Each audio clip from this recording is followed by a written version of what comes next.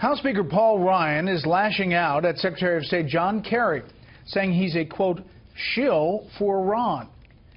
The harsh criticism comes as the lawmakers examine the ramifications of a $1.7 billion payment to the Islamic Republic. Chief Washington correspondent James Rosen reports from the State Department tonight.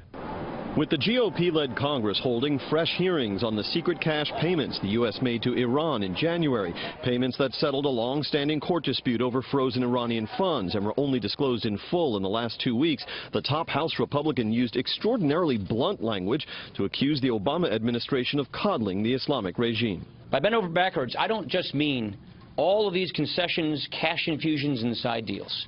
I don't just mean sending the Secretary of State out to shill for Iran like he's the president of the Tehran Chamber of Commerce. I don't just mean paying ransom for hostages. Ryan's comments came after aides to Secretary of State John Kerry admitted last week that the Iran nuclear deal may have emboldened the regime to become more aggressive toward the U.S. and admitted that they couldn't guarantee every dollar used in the payouts to Iran, $1.7 billion in all and all in hard foreign currency, had been kept out of the hands of the terror groups that Iran sponsors. That kind of money is going to buy a lot of dead Westerners.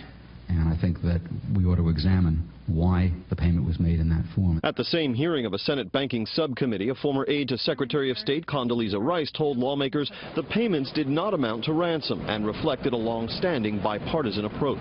Indeed, since 1979, each American president has sought to use economic leverage, both penalties and incentives, as a central component of the strategy for addressing the challenges posed by Iran. Kerry's top spokesman told Fox News the Iran deal is achieving its intended objective, preventing the regime from attaining a nuclear weapons capability.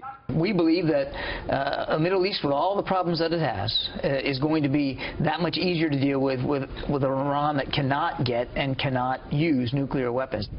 Asked about Speaker Ryan's comment about Secretary Kerry shilling for the Iranians, Admiral Kirby told me in an email just minutes ago, "We stand by the strength of the Iran deal, our efforts to bring our citizens home, and the pressure we will continue to apply to state sponsors of terrorism," unquote. Brett. James, meantime, the 9/11 bill that would enable 9/11 families, victims' families, to sue Saudi Arabia or countries that support terrorism still is on the president's desk. Any update? Well, he's got until Friday night at midnight to veto it. If he fails to act, the president will then ensure that the measure becomes law. The White House has signaled that the president intends to veto it. He was probably waiting until members of Congress left town, but that seems unlikely. So we expect the veto to go forward sometime by Friday.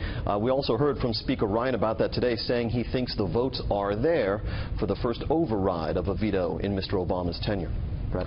We'll look into this tomorrow on the show. James, thanks.